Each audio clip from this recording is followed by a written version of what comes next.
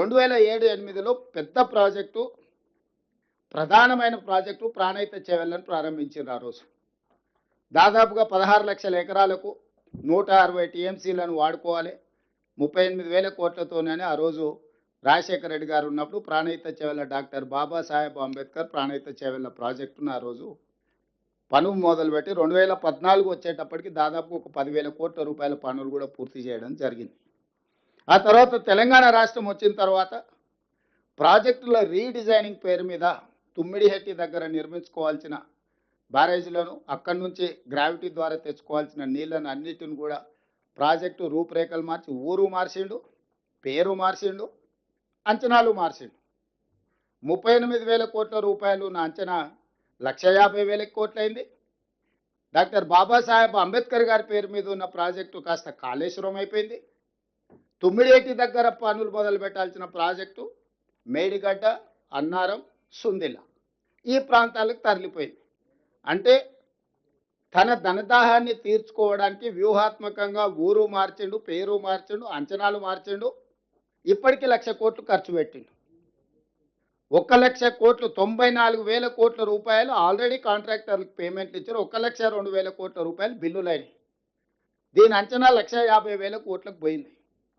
ఇంకా ప్రాజెక్టులో టెండర్లు పిలవాల్సినవి, ఇంకా పూర్తి చేయాల్సిన పనులు ఇంకొక 50,000 కోట్లకు మినిమం ఉంటాయి. అంటే దానికి ఒక ప్రాపర్ షేప్ ఆ ప్రాజెక్టు రావాలి అని అంటే కనీసంగా ఇంకొక 50,000 కోట్ల పనులను మళ్ళీ పిలిచాలి.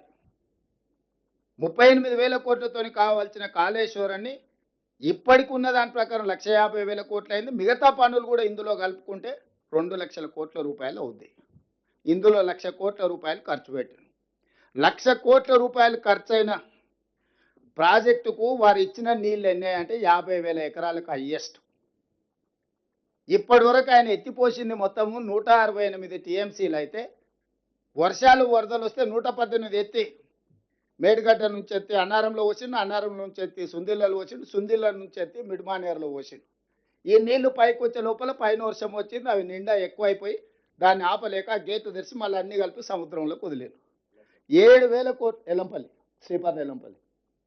శ్రీపాద ఎల్లంపల్లి నుంచి ఆ గేట్లు ఎత్తితే ఈయన మొత్తం మేడిగడ్డ, అన్నారం, సుందిళ్ళ నుంచి ఎత్తి శ్రీపాద ఎల్లంపల్లిలో పోసిన నీళ్లు పైన వర్షం వచ్చి వరద రాగానే దాంట్లో నిలపలేక గేట్లు ఎత్తితే మళ్ళీ మొత్తం 118 టీఎంసీలు సముద్రంలోకి కలిసింది. కానీ ఈ లోపల ప్రభుత్వానికి పడ్డ భారం ఎంత విద్యుత్ మీద అంటే 7,000 కోట్ల రూపాయలు. 1,00,000 కోట్ల ఖర్చు, 7,000 కోట్ల కరెంటు బిల్లులు కడితే ఇచ్చిన ఎన్ని ఎకరాలకు అంటే 50,000 ఎకరాలకు నీళ్ళు ఇచ్చిండ్రు.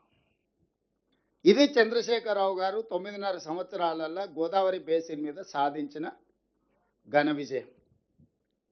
ఇక కట్టింది కూలింది నేను చెప్పాల్సిన పని లేదు, నాకంటే మీకు అందరికీ పూర్తిగా అవగాహన ఉంది మేడిగడ్డ ఏమైంది వీటి. ఈరోజు ఈ ప్రాజెక్టును మనం సరైన విధంగా ముందుకు వెళ్ళాలి, దీన్ని ఏదో రకంగా దీన్ని ఉపయోగపడేటట్టు చేయాలనే ప్రయత్నం చేస్తే మన దగ్గర ఈరోజు నిధుల సమస్య, నీటి కేటాయింపుల సమస్య